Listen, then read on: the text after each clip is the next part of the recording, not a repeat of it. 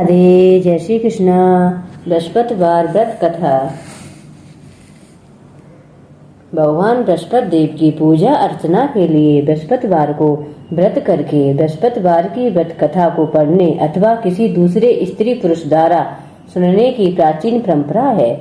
बृहस्पतिवार का व्रत करने और व्रत कथा सुनने से स्त्री पुरुषों की सभी मनोकामनाएं पूरी होती हैं। इस व्रत से धन संपत्ति की प्राप्ति होती है, निसंतानों को पुत्र की प्राप्ति होती है, परिवार में सुख शांति बनी रहती है, सभी आनंद पूर्वक रहते हैं। बृहस्पतिवार को सूर्योदय से पहले उठकर स्नान आदि से निवृत्त होकर भगवान बृहस्पति देव को स्मरण करते हुए व्रत का प्रारंभ करना चाहिए। उपासक को घर के किसी कक्ष में छोटा अथवा बड़ा पूजा स्थल बनाकर उसमें भगवान बृहस्पति देव की प्रतिमा की स्थापना करनी चाहिए। घर के समीप किसी मंदिर में जाकर भी भगवान बृहस्पति देव की पूजा की जा सकती है।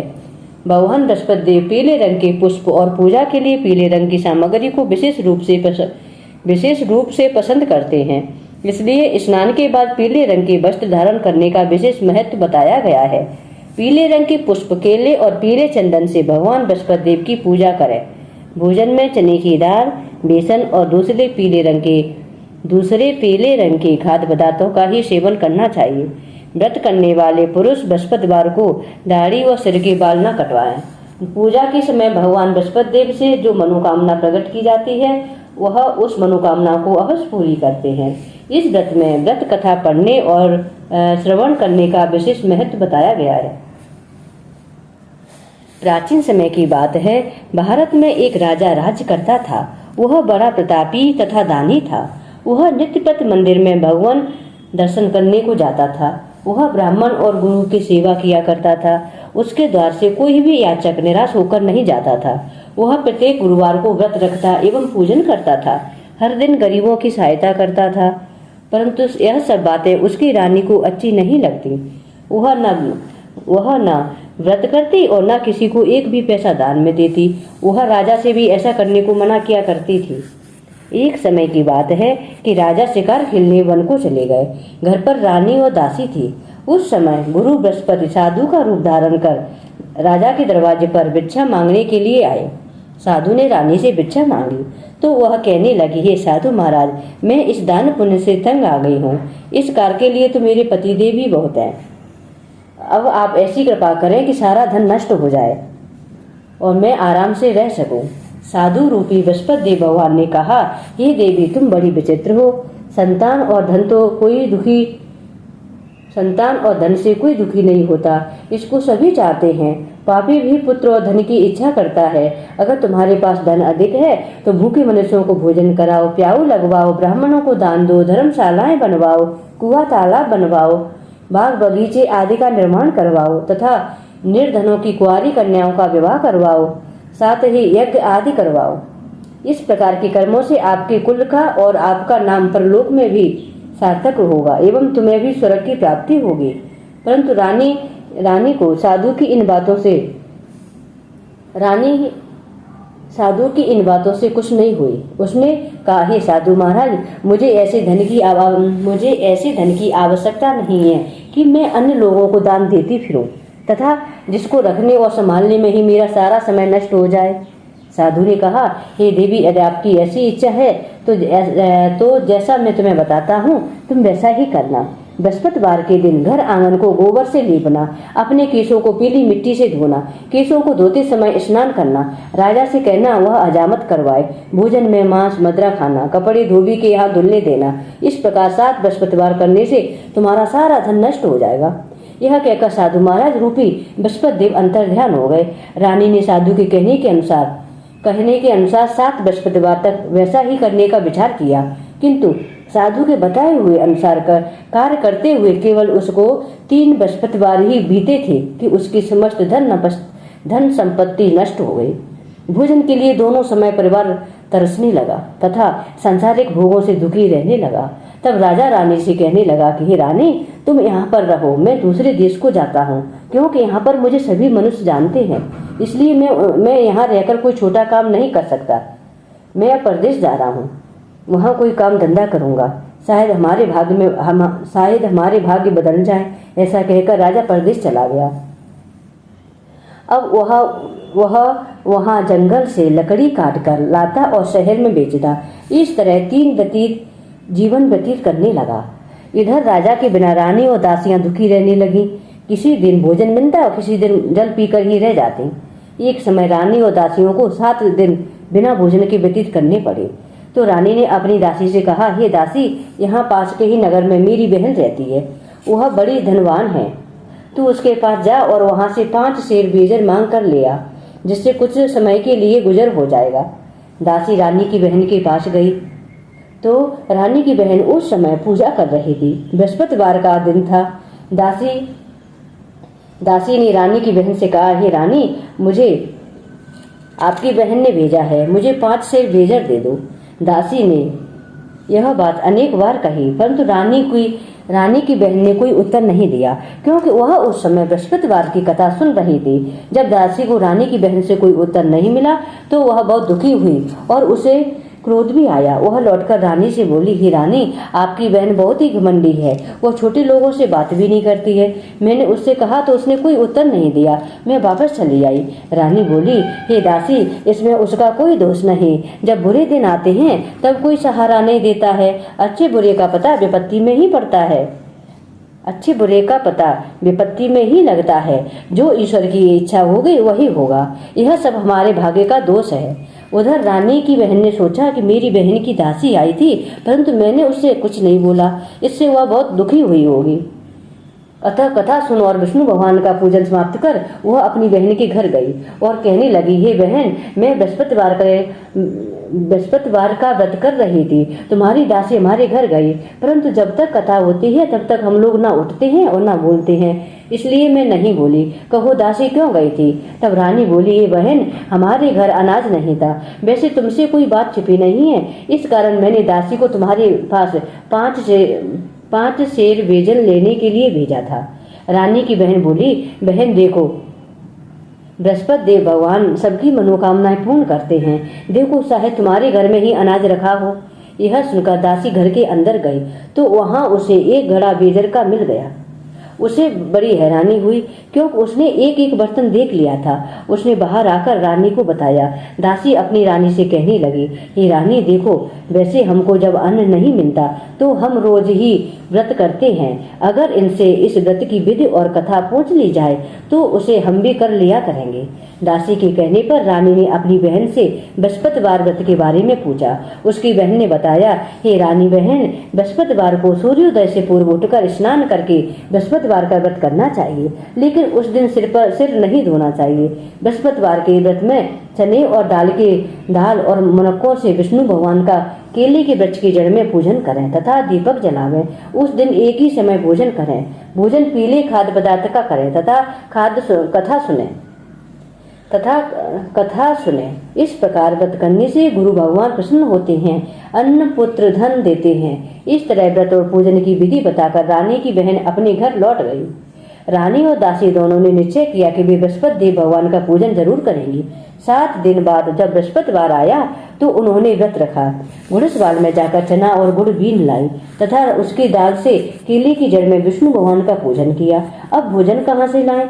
दोनों बड़ी दुखी हुई, परंतु उन्होंने व्रत किया था, इस कारण बृहस्पति देव भगवान प्रसन्न थे। वे एक साधारण व्यक्ति के रूप में 2 थालों में सुंदर पीला भोजन लेकर आ गए। वो दासी को देकर बोले, हे दासी, यह भोजन तुम्हारे लिए और रानी के लिए है, तुम दोनों करना।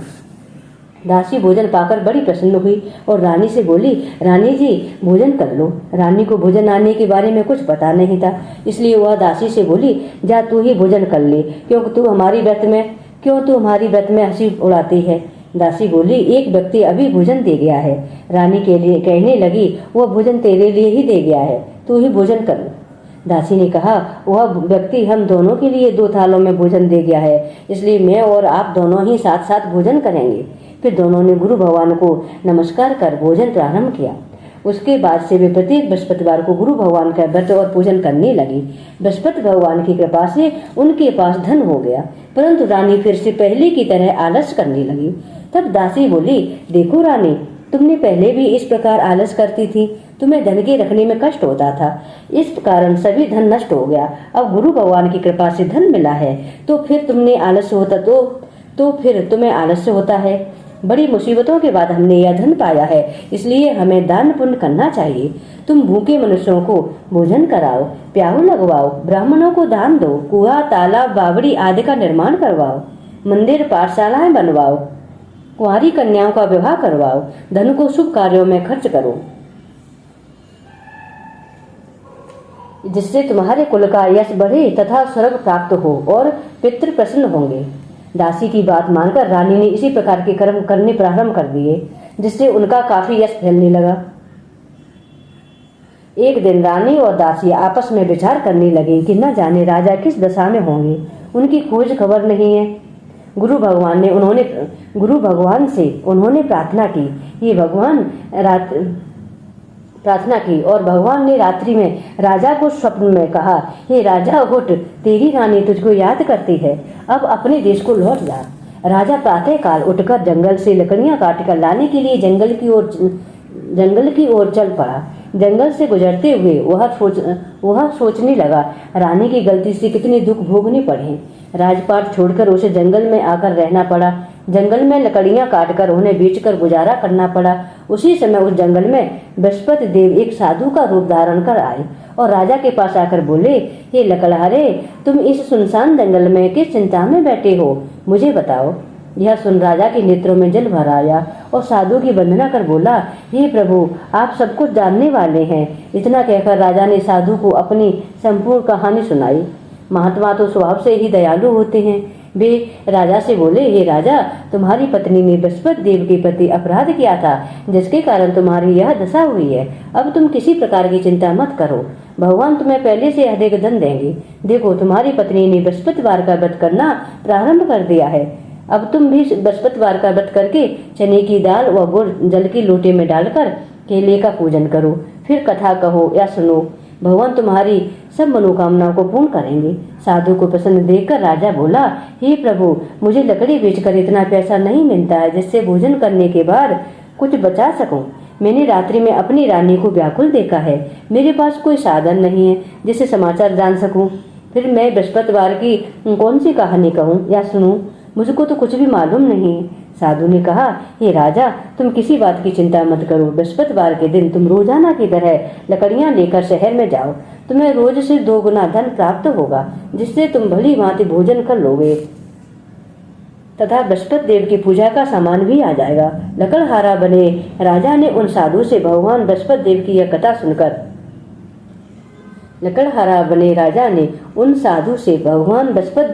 कथा सुनकर बृहस्पतिवार का व्रत करके भगवान विष्णु की पूजा की।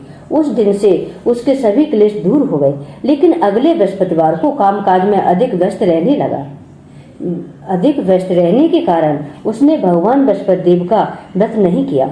भगवान बृहस्पति देव लकड़हारे से क्रोधित हो गए और उसे भूल की सजा दी। उस दिन नगर के राजा ने नगर में घोषणा करके सबको सूचित किया कि प्रत्येक नागरिक मेरे महल में भोजन करने आए। जो नहीं आएगा उसे अपराधी मानकर भारी दंड दिया जाएगा।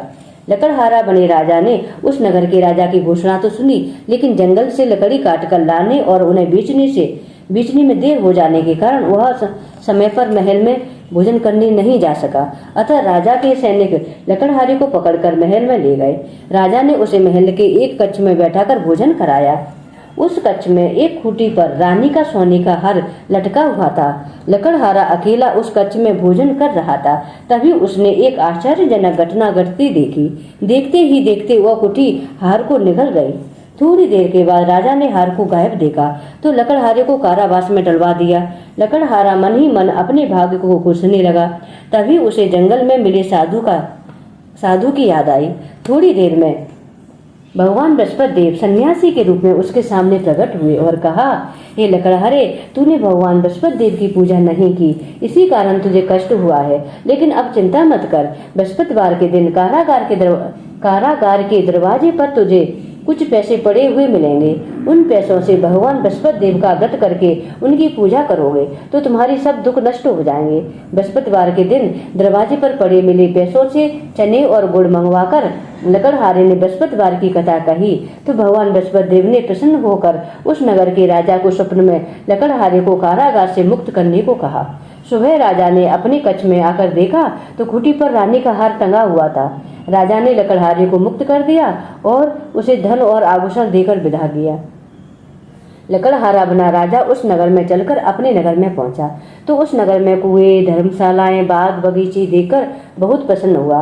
राजा ने किसी से पूछा, ये कुएं, धर्मशालाएं किसने बनवाई? सबने उसे बताया कि ये सब रानी और उसकी दासी ने बनवाए हैं। राजा महल में पहुंचा तो रानी ने उसका भव्य स्वागत किया। तब राजा ने निश्चय किया कि सप्ताह में एक बार तो सभी बृहस्पति देव का व्रत करता है, व्रत कथा सुनते हैं, व्रत कथा पूजन करते हैं, परंतु मैं प्रतिदिन व्रत किया करूंगा तथा दिन में 3 बार कथा कहा करूंगा। अब राजा हर समय दुशाले में चने की दाल बांधे रहता था। दिन में 3 बार बृहस्पति देव की कथा कहता। कुछ दिनों के बाद राजा को अपनी बहन की याद आई। एक दिन घोड़े पर सवार होकर राजा अपनी बहन से मिलने चल दिया। अभी राजा नगर के बाहर पहुंचा ही था कि उसने कुछ लोगों को एक शव को ले जाते हुए देखा। राजा को स्मरण हो आया कि आज उसने किसी को बृहस्पतिवार की व्रत कथा नहीं सुनाई।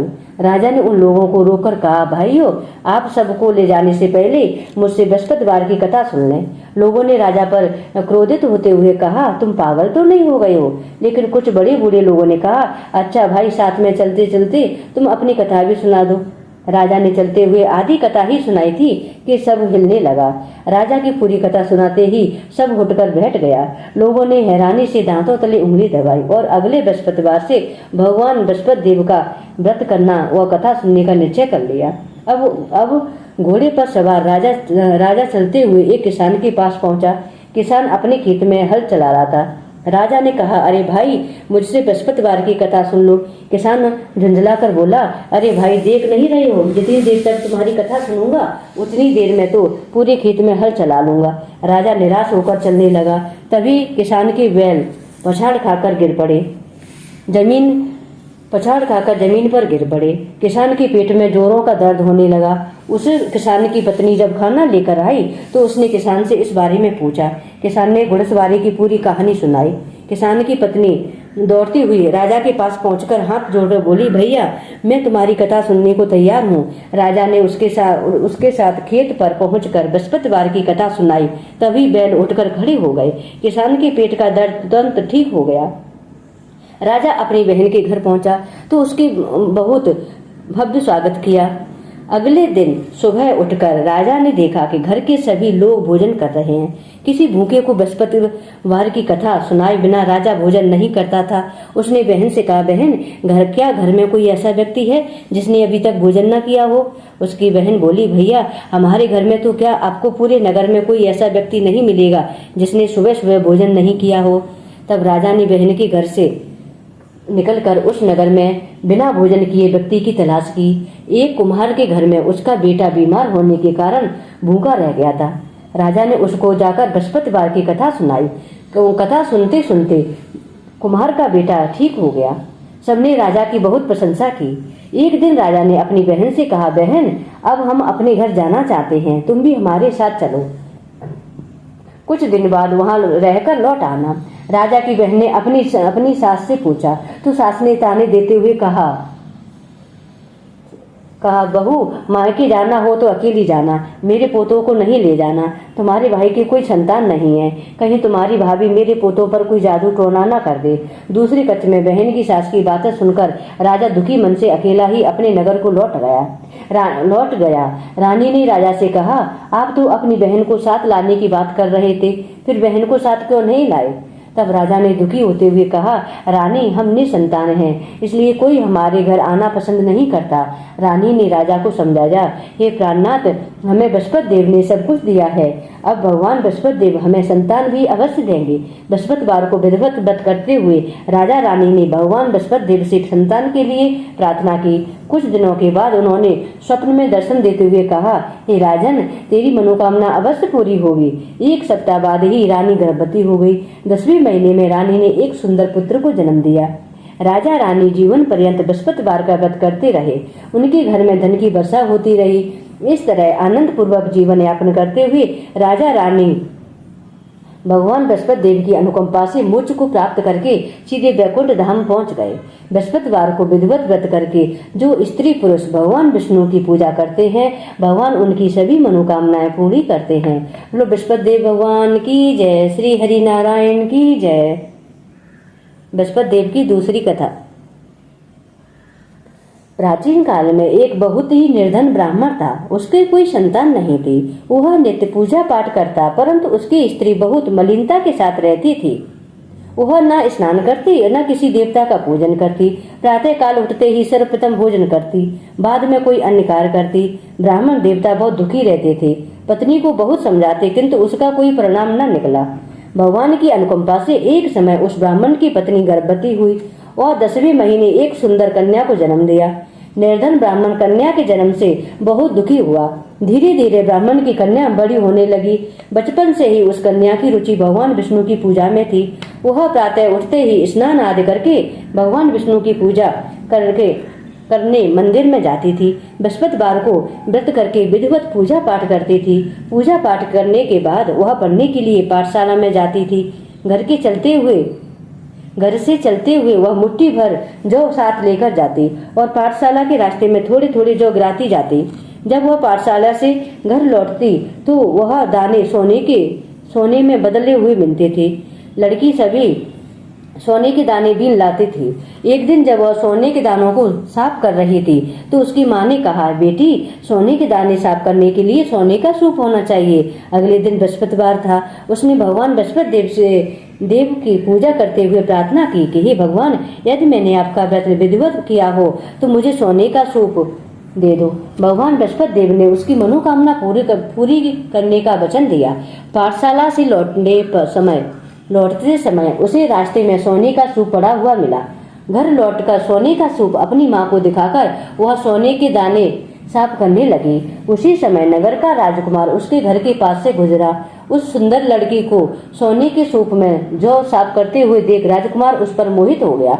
महल में लौटकर राजकुमार ने राजा से उस लड़की से विवाह करने की इच्छा प्रकट की। तो राजा ने ब्राह्मण को महल में बुलाकर राजकुमार से उसकी लड़की के विवाह की बात कही। ब्राह्मण तैयार हो गया। धूमधाम से उस लड़की का विवाह राजकुमार से हो गया। दुल्हन बनकर ब्राह्मण की लड़की महल में चली गई। लड़की के चले जाने से ब्राह्मण फिर से निर्धन हो गया। उसे कई दिन भोजन भी नहीं मिलता था। बहुत दुखी होकर ब्राह्मण एक दिन अपनी लड़की के पास गया। उसने अपने पिता से निर्धनता का समाचार सुनकर उसे बहुत सा धन देकर पिता को विदा किया। उस धन से ब्राह्मण के कुछ दिन तो आराम से गुजर गए, लेकिन जल्दी ही फिर भूखों मरने की हालत हो गई। ब्राह्मण अपनी लड़की से धन लेने के लिए फिर महल पहुंचा। लड़की ने पिता की बुरी हालत देखकर कहा, पिताजी, आखिर आप कब तक मुझसे धन लेकर जीवन यापन करेंगे? आप कोई ऐसा उपाय क्यों नहीं करते जिससे आपका घर धन संपत्ति से भर जाए? ब्राह्मण ने कहा, मैंने तेरी माँ को बहुत समझा लिया, पर उसकी समझ में कुछ नहीं आता। उसका फुहड़ पर नष्ट हो तो घर की निर्धनता भी दूर हो जाए। तब कुछ सोचकर लड़की ने पिता से कहा, पिताजी, आप कुछ दिनों के लिए माँ को मेरे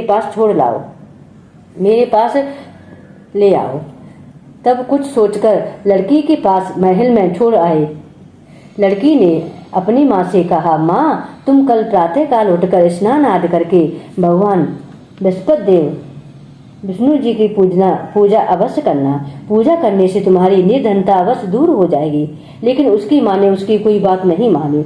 तब क्रोधित होकर लड़की ने अपनी माँ को एक कक्ष में बंद कर दिया।